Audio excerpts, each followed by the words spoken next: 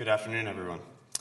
So first I want to say thank you to Pauly for putting this together. Pauly promised not to heckle me today, but Pauly, thank you so much for putting this together, and the Atlantic Cape Community College, the planning committee, thank you for organizing this and making this possible. So I want to begin with the fact that I am a high school history teacher, and every single day I get a chance to spend time with 134 of my favorite people. Those are my students. And I want to begin by sort of addressing what I consider a bit of an elephant in the room. And that is that I think high school students today are incredibly talented. They want to learn. They're motivated. They, come in and they're, eager. They have questions. And I'm amazed every single day at what I see with my students. But what I think can be the elephant in the room is that these incredibly talented students are also being divided, and they're being challenged by social media, artificial intelligence, and a lot of societal expectations. And so these things are pulling students and young people in millions of different directions. And then there's school, and where does that fit in? And then there's history class, and where does that fit in? And so what I want to talk to you about today is a bit about teaching, pedagogy, and I guess offer a potential some methods to incorporate in your teaching that I'm sure every single one of you are doing, whether it be in a classroom or an organization. And so I want to specifically talk about a project that I did with one of my classes, and the assignment was designed to basically help my students address that sort of changing world that they're living in. And so in addition to this, I'm also trying to get my students to think about historical empathy. And this is something that we've heard throughout the discussions today, trying to get students to feel connected to history in a way that's, relevant to them and relates to their lived experiences. And so to do this, as you can tell from my title, I used a project-based learning model, and I'll talk about this a little bit later, but I have found that this is an excellent way to motivate students and to also allow them to utilize some of the creativity and critical thinking that I often think high school classrooms actually drain from students. So my goal for you today is pretty simple. I'm hoping that you could utilize some of the positives and negatives from my experience and apply them in areas that you are working. And hopefully some of these tangible ideas will again inspire the people that you are interacting with. And I'm also going to talk about why I think project-based learning is a great way to incorporate local history, and in particular, New Jersey history related to the American Revolution. All right, so I'm going to begin by asking you a question. And I always start out this American Revolution unit by asking my students this question. And I actually think that this is one of the few questions where my students might have the edge on some people in the audience. They definitely have the edge on me. So here's the question. The question is, what do you remember about the American Revolution from middle school? Now, for you, you're sitting in the audience, how long ago is middle school? But for them, that's the last time they've learned about the American Revolution. So it's usually pretty easy, and it's a very simple question for them.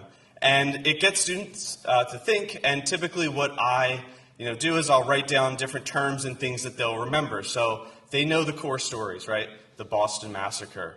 They know Lexington and Concord. They definitely know the fake story of Lexington and Concord, but they do know the words Lexington and Concord. They also know about the Sons of Liberty. They do know Thomas Paine. They will talk about Thomas Paine. They talk about taxes. They know that's a key word. They know about John Adams, the Battle of Trenton. They also seem to know a lot about this guy, Alexander Hamilton.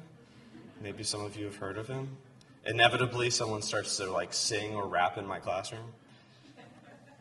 And so these are some of the things that my students can talk about as 10th graders in my classroom. And so I thought it would be appropriate to also talk a little bit about my school and the makeup of my classroom. So I teach at Shawnee High School. This is in Medford, New Jersey. And if you're not familiar, that's in Burlington County. And I teach 10th and 11th grade students, but in this case, I'm teaching 10th grade honors students. And so out of 352 total 10th graders at my school, I teach 55 students. And each student has actually chosen to be in my class. It's an honors level class. it uses the AP curriculum, and basically they know that by entering this class, they can actually get college credit. So I tend to have very motivated students as a baseline, but I have taught US 1 and the American Revolution from some of our different tiered classes. I've taught all the tiers, so I've taught it at different levels. And so my class is designed around a certain curriculum. As most teachers, I'm dictated to teach certain things by law, and obviously among them are coming from the New Jersey state standards. There are a bunch of them. You can go online and you can read about them. There's a whole PDF. I think it's like 93 pages. So there is that, and that is definitely guiding what I'm doing. In addition to that, you can see on the right side, I'm guided by College Board's curriculum. College Board is basically they're the enforcers of the AP world. And so College Board's curriculum, these are the exact strands that have to do with the American Revolution. And these are just a few of the things that I'm talking about in my lessons and unit on the American Revolution. And if you are in the world of teaching history, especially at the college level, I would really encourage you to read these standards. I think you would find them very interesting. In addition to these standards, I think the most important thing, though, that I am trying to incorporate in my classroom actually comes from departmental goals that we created as a department a number of years ago.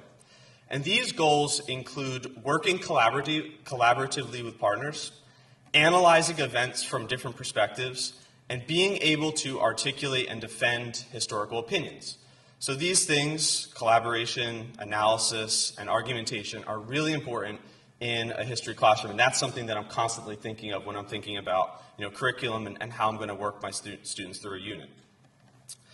So after my students and I discuss all the things that all the big list of things we put on the board of things that they know, I always give them a pre-assessment. And so this year I gave a pre-assessment to my students, and any teacher who's given a pre-assessment, you're always a little bit nervous. When you give the pre-assessment, you're like, what do they know? Is it going to be a good thing or bad thing? So I gave mine in October of this past year, and I had 9 questions. 5 were related to curriculum. 4 of the questions were specifically related to New Jersey, and I really was trying to hone in. I always try to hone in on it, but this year in particular, I was really trying to hone in on New Jersey. And so I was curious to see what the results of this pre-assessment would be. So my first question is a really easy one. Ready? How interested are you in the American Revolution?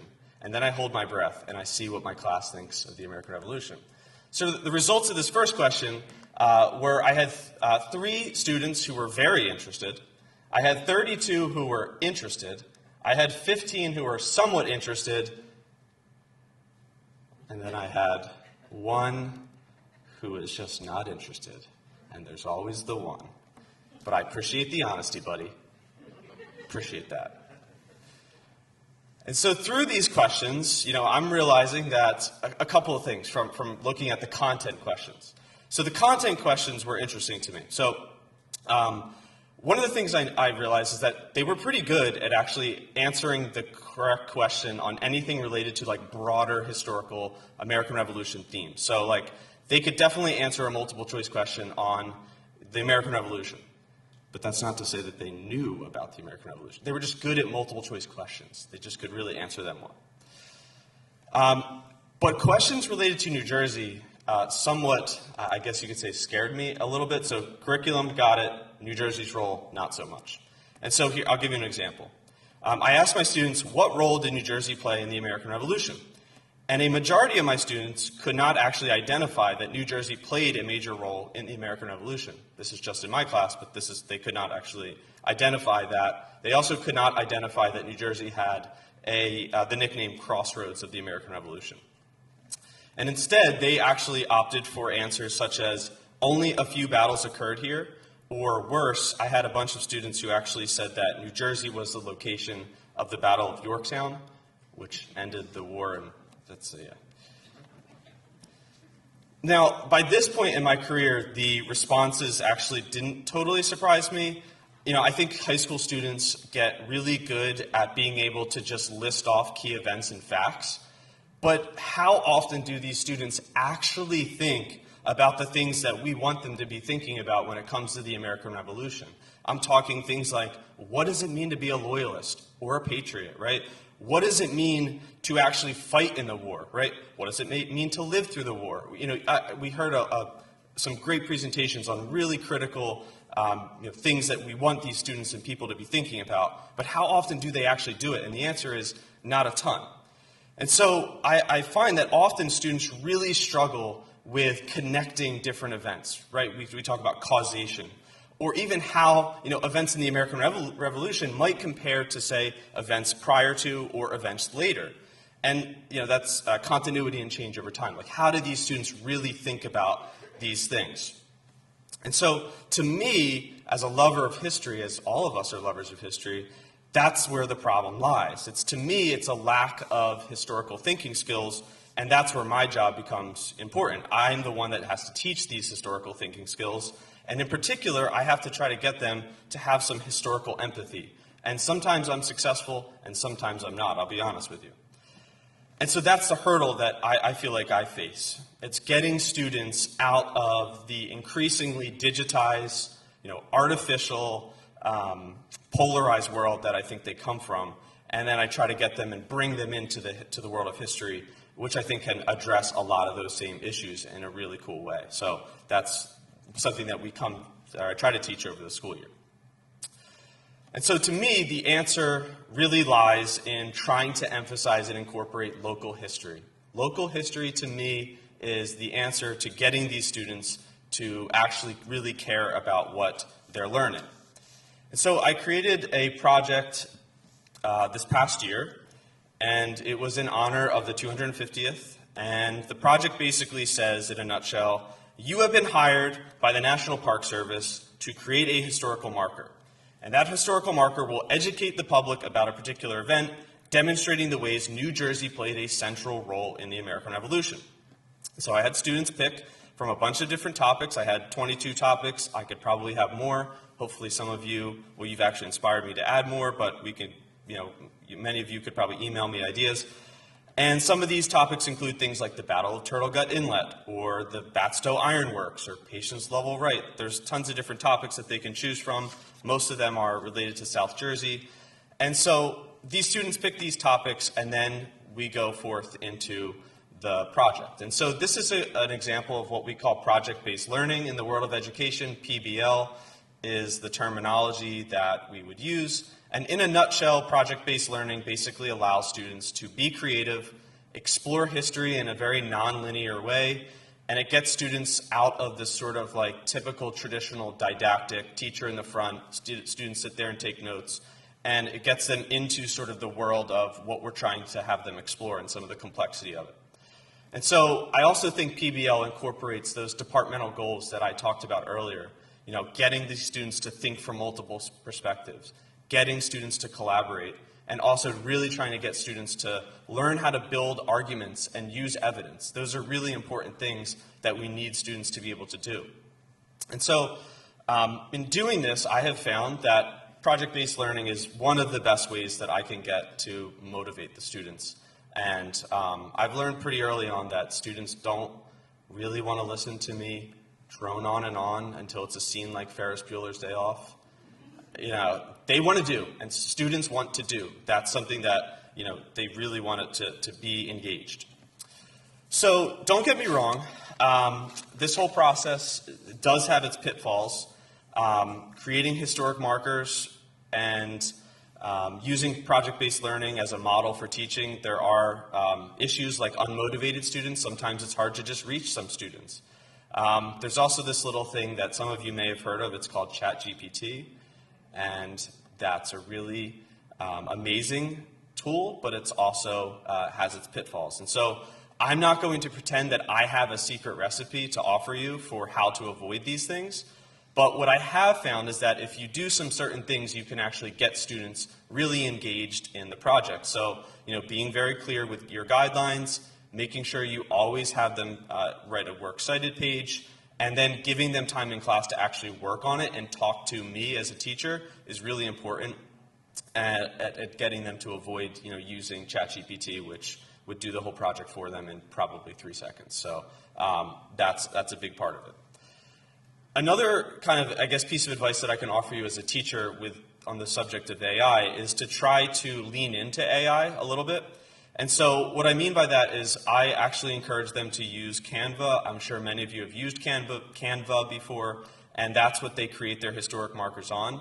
And as many of you know, Canva has an AI feature where it will actually like type or edit things for you.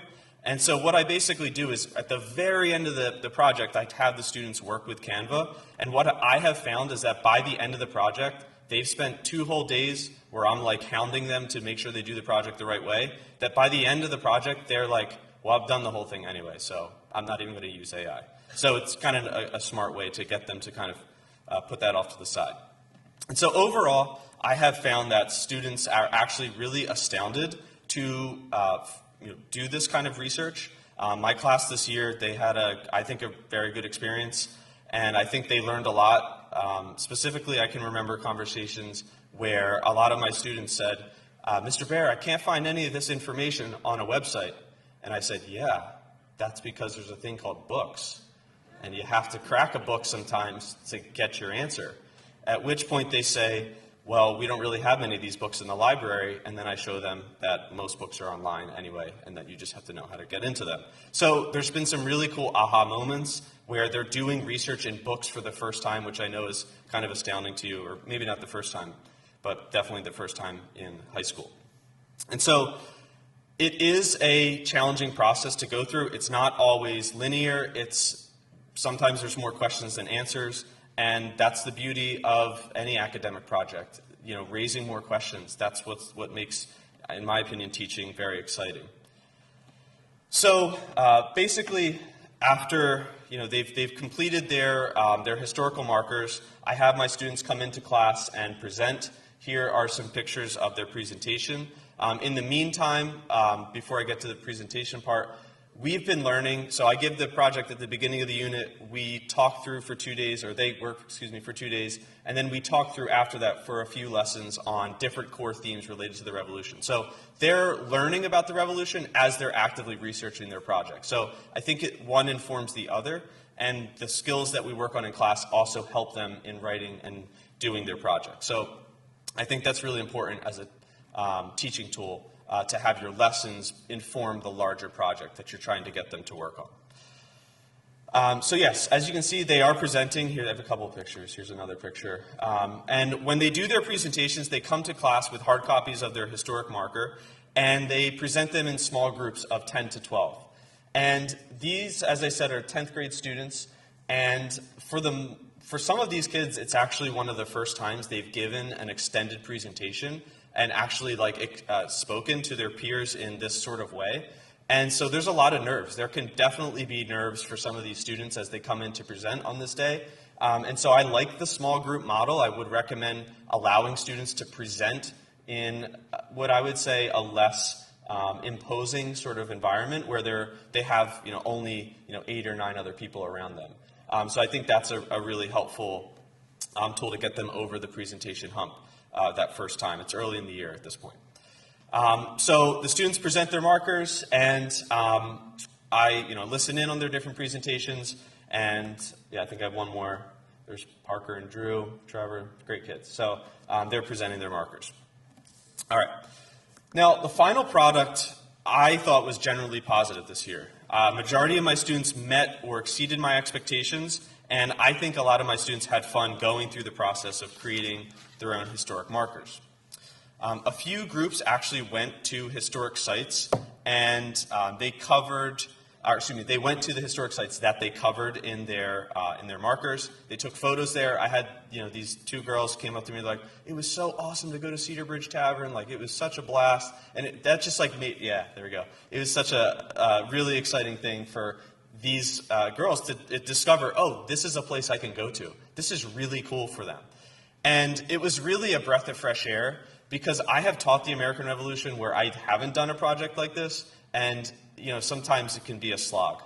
I then hung up all of the markers outside of my classroom, And my students actually really loved this. I didn't anticipate them getting such a kick out of it, but they were like, wait, you're going to hang this in the hallway for my peers to see? And they loved it. So I was happy that they liked being able to show off their work. And I think the best compliment I got was from someone, and I'm going to close on this idea. So I was sitting in my classroom this one day, probably 2 months ago, and our school maintenance person came in. He was cleaning the hallway, cleaning the rooms. And he said, I just want to let you know, every time I walk by your classroom, I stop and read another poster every single day. And he said, I learned something about New Jersey's history that I didn't know. And that was like, yes, like this is why we do it, right? This is why, we do anything in the history world. And so I hope that you guys have taken some tangible ideas from this presentation and from this sort of case study. And among the ideas that I hope you walk away with is that no matter what you're teaching, no matter what level you're teaching, you can incorporate local history into your lessons. So that's the first thing. The second thing that I hope you take away from this is that it's really important to take time to think about what you want your students to take away from you long term. And so for me, that is, working collaboratively, considering multiple perspectives, being able to articulate and defend an argumentative statement, and then those historical thinking skills. Those are the things I really want my students to take away from. And then every assignment after that, you just have to ask yourself, does this assignment meet that criteria? And if so, it's a good assignment. And that's what really helps me. And so making learning really relevant by incorporating local history and by incorporating those kind of long-term learning goals, I think increases student motivation. It builds historical empathy, which is so, so important. And it gives students the skills that they need as they move forward in this ever-increasing digital world that we all live in. So thank you guys so much. Thank you for hanging in there. I'll take any questions if you have any.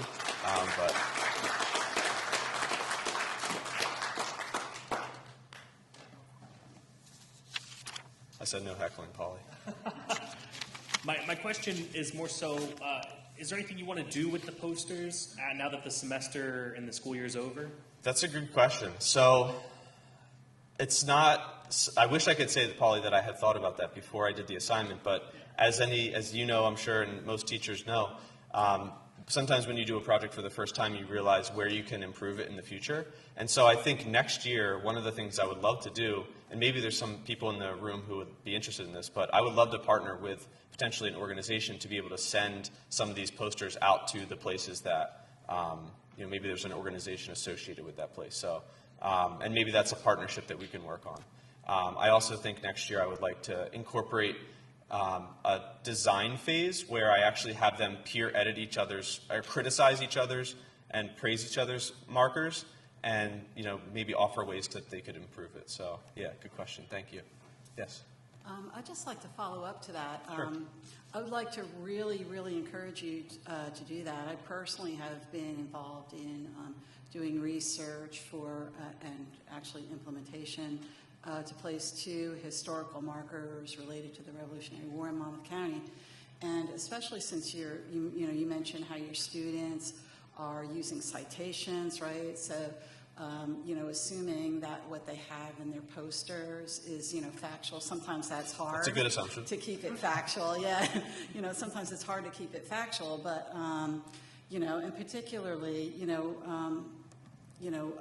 working with, honor students, I know the quality of work that they produce and everything, and I think it would be awesome to really work with, you have county historic commissions, for example, that provide funding, and I'd, really be glad to talk to you offline about, some of the challenges and things in doing that. I really wish you were like in Monmouth or Ocean County or Somerset, guys, or the other places where I bet that go there are on a teachers regular up there, basis, Monmouth County has great teachers. I can certainly maybe give you some pointers in doing that, because I think, why not? I mean, they've done all this work, and we know that our knowledge of New Jersey history is lacking, by the public, and not only students, but the public in general. And wouldn't it be great to be able to highlight the work of these students? Absolutely. So thank you for what you're doing. Yeah, thank you for saying that.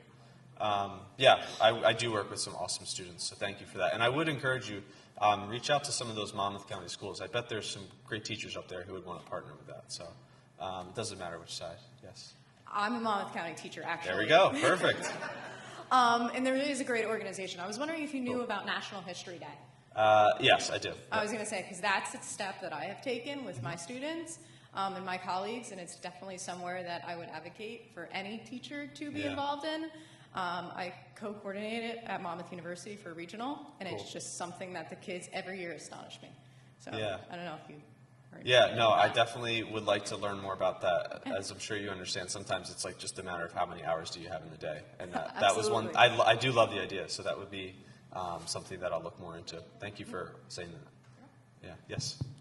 One of my biggest questions is about, do you still use document-based questions for a push? Yeah, definitely. And how has it changed compared to the last 10 years? Since I'm in a career change right now, in a master's program, looking to go doctoral after that. Sure. So is your question more so about how has like the APUSH curriculum changed? The AP US curriculum? Okay. Yeah, so they did actually, unfortunately for you and I, it has gotten a lot easier to write a DBQ or a document-based essay since the days when we were in school. They only require, instead of having all of the documents in an essay, you only have to put 4 in today. So they have changed their curriculum quite a bit.